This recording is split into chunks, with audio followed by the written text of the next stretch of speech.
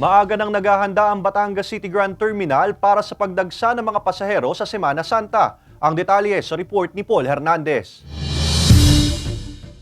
Inilatag na ang mga steel fence sa bahaging ito ng Batangas City Grand Terminal, pangharang sa mga umano'y pasaway na pasaherong basta-basta lang tumatawid. I-renovate natin yung buong terminal, magiging maganda, kaaya-aya at lalong-lalo na yung maging safe yung mga pasahero natin. Abala pa sa pagtatawag ng pasahero ang mga konduktor at dispatcher ng bus. Ilang linggo pa ang hihintayin. Bugso na ng mga pasahero ang posible na raw nilang kaharapin. Tulong-tulong din lang naman. Medyo, may mga kasi lang naman medyo maganda pero pag mga ganito, tsaga-tsaga lang sir.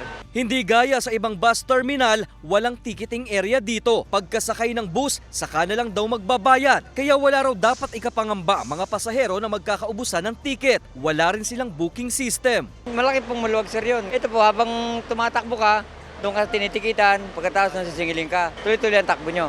Bahagi ng paghahanda ng Grand Terminal sa holiday rush na pulungin ng mga bus operator at driver. Sa mga susunod na araw, may coordination meeting sila kasamang iba't ibang ahensya ng pamahalaan. Mahigit 10,000 pasahero ang inaasahang foot traffic kada araw sa terminal pagpatak ng Holy Week. Para makita natin kung kukulangin ba o hindi, para makakuha tayo ng support from other companies kung masasabihan na agad sila.